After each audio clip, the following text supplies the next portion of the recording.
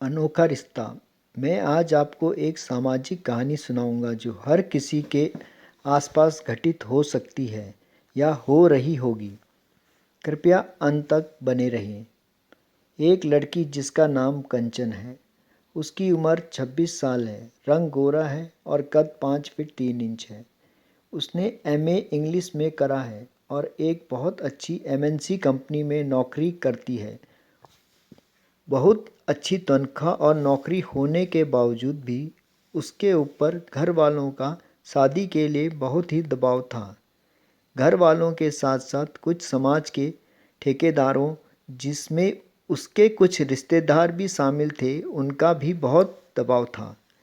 कंचन ने सोचा कि मेरी समझ में नहीं आ रहा कि मेरी ज़िंदगी मेरा फैसला, तो वह दबाव बनाने वाले कौन। आप लड़की को कब तक अपनी जागीर समझोगे। अब मैं समाज के दबाव को कब तक सहती। एक दिन शादी के लिए राजी हो गई और अब सिलसिला शुरू हुआ लड़के देखने और दिखाने का। जब भी कोई लड़का देखने आए तो ऐसा महसूस होता कि उसको घर के लिए बहू नहीं चाहिए, बल्कि घर के लिए कोई सामान चाहिए। लड़के वालों की नज़र कुछ इस तरीके से होती मानो उनमें एक्सरे लगा हो। लड़की के अंदर तक झांक कर देख लें कि सब ठीक है कि नहीं। पर क्या करें, समाज के जो रीति रिवाज हैं उनको तो मानना ही पड़ता है। उनसे बाहर भी नहीं जा सकते। पहले हमारी माँ की माँ ने माना, फिर हमारी माँ ने माना, अब हमें भी उन्हीं रीति रिवाजों को मानना पड़ रहा है। अब ऐसे ही चाय नाश्ते का सिलसिला कई महीनों तक चलता रहा। लड़के वाले मुफ्त में चाय नाश्ता ठोस कर चले जाते और लड़की वालों बस लड़के वालों के जवाब का इंतज़ार ही करते रहते।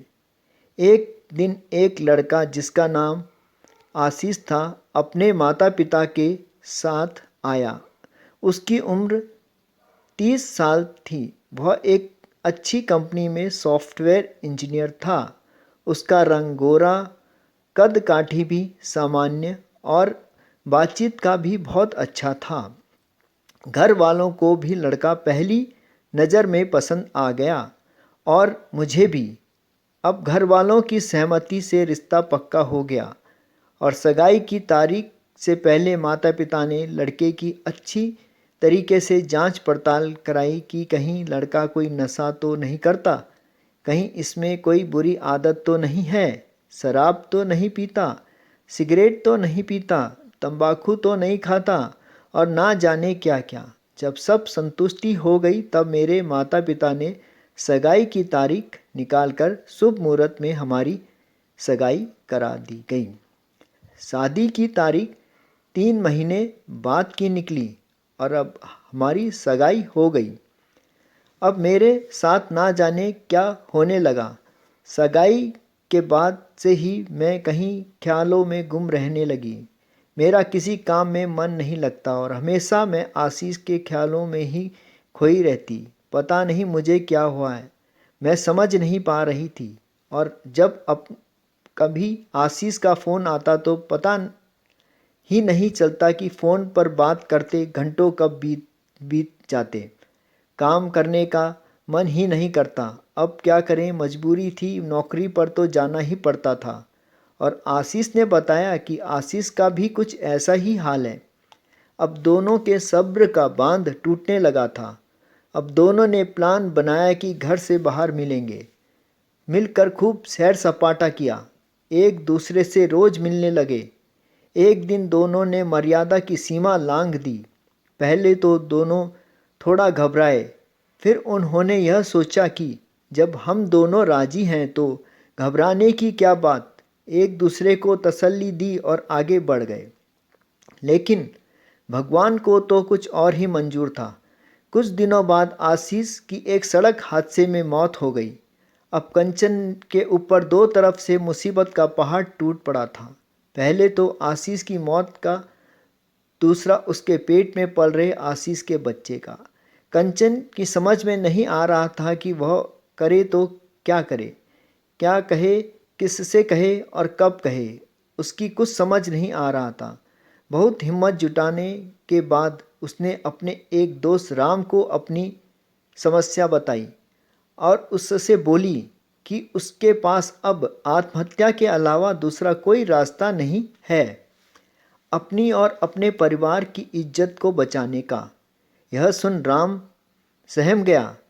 राम जो बचपन के समय से ही कंचन का दोस्त था और उसके सामने वाली बिल्डिंग पर ही रहता था, वह बहुत ज़्यादा पढ़ा लिखा नहीं था। उसके पास कोई अच्छी नौकरी भी नहीं थी। उसने कंचन को बहुत समझाया कि कुछ ऐसा मत करना जिससे कि अपनी और अपने मासूम बच्चे की ज़िंदगी को किसी प्रकार से नुकसान पहुंचाओ। कंचन बोली, अगर ऐसा ना करूं तो क्या करूं? यही एक रास्ता बचा है अपनी और अपने माता पिता की इज्जत बचाने का।